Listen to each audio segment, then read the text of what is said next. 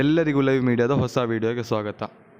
ನೀವು ಈಗ ಥಂಬ್ನೇಲ್ನಲ್ಲಿ ಕಂಡಂತಹ ವ್ಯಕ್ತಿಗಳು ಅಥವಾ ಈ ವಿಡಿಯೋದಲ್ಲಿ ನೀವು ಕಾಣಲಿರುವಂತಹ ಎಲ್ಲ ವ್ಯಕ್ತಿಗಳು ಕೂಡ ಈ ಕೇಸಿನಲ್ಲಿ ಭಾಗಿಯಲ್ಲ.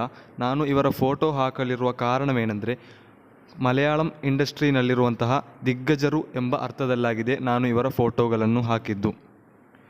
ವಿಷಯವೇನೆಂದರೆ, ಕೇರಳದ ನಟಿಯರಿಗೆ ಹಲವಾರು ನಟರು ಅಥವಾ ಪ್ರೊಡ್ಯೂಸರ್ಗಳು ಅಥವಾ ಅದರ ಸಂವಿಧಾಯಕರು, ಫಿಲ್ಮ್ನ ಸಂವಿಧಾಯಕರು ನಟಿಯರಿಗೆ ನೀಡುವಂತಹ ಕಿರುಕುಳದ ವಿರುದ್ಧವಾಗಿ ನಟಿಯರು ನೀಡಿದಂತಹ ಒಂದು ಕೇಸಾಗಿದೆ ಈ ಒಂದು ಪ್ರಕರಣ ಎಂಬುದು.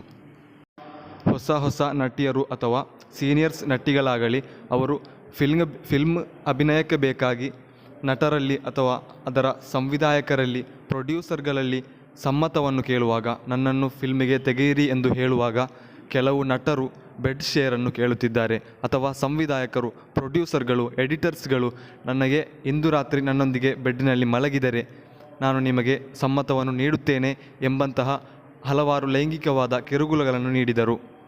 ಅದರ ವಿರುದ್ಧವಾಗಿ ಕೇರಳದ ನಟಿಯರು ನೀಡಿದಂತಹ ಒಂದು ದೂರಾಗಿದೆ ಈ ಕೇಸ್ ಎಂಬುದು. ಮಲಯಾಳಂ ಇಂಡಸ್ಟ್ರಿಯಲ್ಲಿ ಅಥವಾ ಕೇರಳದಲ್ಲಿ ಬಹಳ ಅಧಿಕವಾಗಿ ಚರ್ಚೆ ಮಾಡಲ್ಪಡುವಂತಹ ಒಂದು ವಿಷಯವಾಗಿದೆ ಈ ಒಂದು ಘಟನೆ. ಮಲಯಾಳಂ ಸಿನಿಮಾ ಇಂಡಸ್ಟ್ರಿಯಲ್ಲಿ ಬಹಳ ದಿಗ್ಗಜರ ವಿರುದ್ಧವಾಗಿ ಈಗ ಕೇಸ್ಗಳು ದಾಖಲಾಗುತ್ತಿದೆ. ಅಥವಾ ನಟಿಯರು, ಚಿಕ್ಕ ನಟಿಯರು ಹಾಗೂ ದೊಡ್ಡ ಸೀನಿಯರ್ಸ್ ನಟಿಯರು ಅವರ ವಿರುದ್ಧವಾಗಿ, ದಿಗ್ಗಜರ ವಿರುದ್ಧವಾಗಿ ಈಗ ಕೇಸ್ಗಳನ್ನು ನೀಡುತ್ತಿದ್ದಾರೆ, ಸ್ಫೋಟಕ ಹೇಳಿಕೆಗಳನ್ನು ನೀಡುತ್ತಿದ್ದಾರೆ. ಅದು ಯಾರೆಂದು ಸರ್ಕಾರವು ಪ್ರತ್ಯೇಕವಾಗಿ ಹೇಳಲಿಲ್ಲ. ಅವರ ಹೆಸರನ್ನು ಸರ್ಕಾರವು ಬಹಿರಂಗಪಡಿಸಲಿಲ್ಲ. ಕಾರಣ, ಕೇಸನ್ನು ನೀಡಿದವರ ಹೆಸರನ್ನು ಬಹಿರಂಗಪಡಿಸಬಾರದು ಎಂದು ನಮ್ಮ ಕಾನ್ಸ್ಟಿಟ್ಯೂಷನ್ನಲ್ಲಿ ಇದೆ. ಅವರ ಸಮ್ಮತವಿದ್ದರೆ ನೀಡಬಹುದು, ಅವರ ಸಮ್ಮತವಿಲ್ಲದಿದ್ದರೆ ಅವರ ಹೆಸರನ್ನು, ರೇಪ್ಗೆ ಅಥವಾ ಇಂತಹ ಲೈಂಗಿಕ ದೌರ್ಜನ್ಯಗಳಿಗೆ ಬಲಿಯಾದಂತಹ ಹೆಣ್ಮಕ್ಕಳ ಹೆಸರನ್ನು ಅವರ ಸಮ್ಮತವಿಲ್ಲದೆ ಬಹಿರಂಗಪಡಿಸಬಾರದು ಎಂಬ ನಿಯಮವೂ ಇದೆ. ಆದರೆ ಇಂತಹ ಲೈಂಗಿಕ ದೌರ್ಜನ್ಯಗಳನ್ನು ನೀಡುವಂತಹ ವ್ಯಕ್ತಿಗಳ ಹೆಸರುಗಳನ್ನು ಬಹಿರಂಗಪಡಿಸಬಹುದು.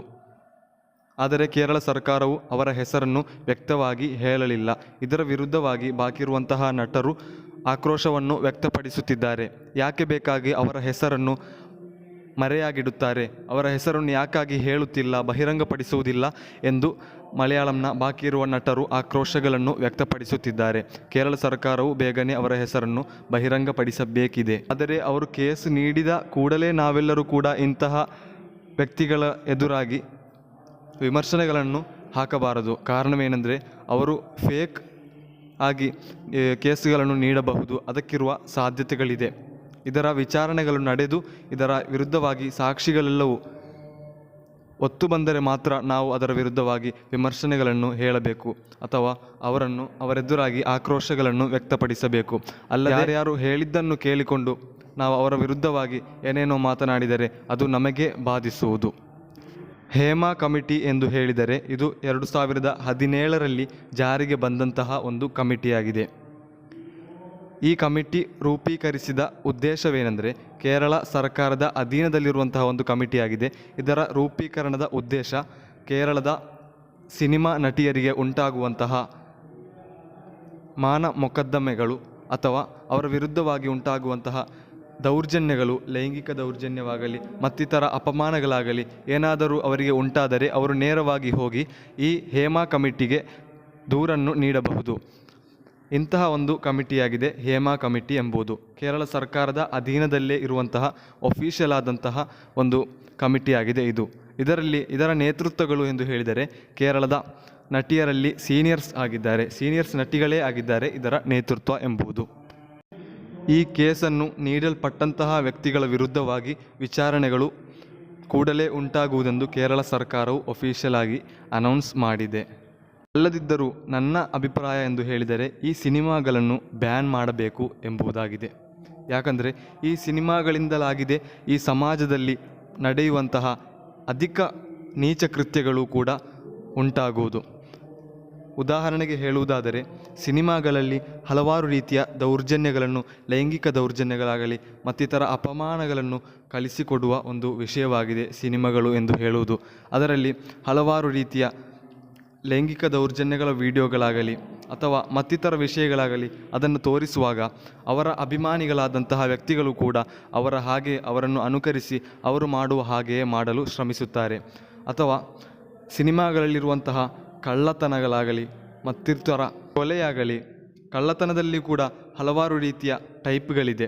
ಬ್ಯಾಂಕ್ ಕಳ್ಳತನ, ಹಾಗೆ ಮನೆಗೆ ಹತ್ತಿ ಕಳ್ಳತನ ಮಾಡುವುದು, ಪೊಲೀಸರೊಂದಿಗೆ ಹೇಗೆ ರಕ್ಷೆ ಹೊಂದಬಹುದು, ಅಥವಾ ಮಾದಕ ವಸ್ತುಗಳನ್ನು ಹೇಗೆ ಗಾಡಿಗಳಲ್ಲಿ ತೆಗೆದುಕೊಂಡು ಹೋಗಬಹುದು, ಅಥವಾ ಮತ್ತಿತರನ್ನು ಹೇಗೆ ಅಪಮಾನ ಮಾಡಬಹುದು ಎಂದೆಲ್ಲ ಈ ಸಿನಿಮಾಗಳಾಗಿದೆ ಜನರಿಗೆ ಕಲಿಸಿಕೊಡುವುದು. ಹಾಗೂ ಆ ಸಿನಿಮಾ ನಟರನ್ನು ಅಥವಾ ನಟಿಯರನ್ನು ಅನುಕರಿಸಿಕೊಂಡು ಅವರು ಮಾಡುವಂತೆ ಮಾಡುವವರಾಗಿದ್ದಾರೆ ಈ ಸಾಧಾರಣ ಜನರು ಎಂಬುದು.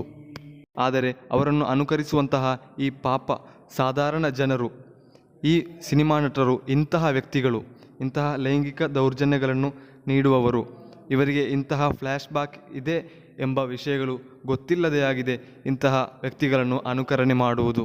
ಇಂದಿನ ಸಮಾಜದಲ್ಲಿ ಅಧಿಕವಾಗಿ ಕೊಂಡಿರುವಂತಹ ಕಾಲೇಜುಗಳಲ್ಲಿ ನಡೆಯುವಂತಹ ರ್ಯಾಗಿಂಗ್ಗಳು, ಇದೆಲ್ಲವೂ ಕೂಡ ಸಿನಿಮಾಗಳಿಂದ ನೋಡಿ ಆ ವಿದ್ಯಾರ್ಥಿಗಳು ಕಲಿಯುವುದಾಗಿದೆ.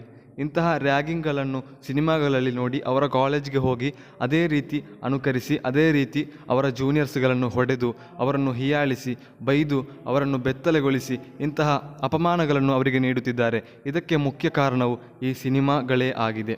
ಆದ್ದರಿಂದ ನಾನು ಹೇಳುತ್ತಿದ್ದೇನೆ, ಇದು ನನ್ನ ಅಭಿಪ್ರಾಯ ಹಾಗೂ ಮತ್ತಿತರ ಹಲವಾರು ಜನರ ಅಭಿಪ್ರಾಯವೂ ಇದೇ ಆಗಿದೆ. ಈ ಸಿನಿಮಾಗಳನ್ನು ಬ್ಯಾನ್ ಮಾಡಬೇಕು. ಇದೇ ಸಿನಿಮಾಗಳಲ್ಲೂ ಕೆಲವೊಂದು ಉಪಕಾರಗಳಿದೆ.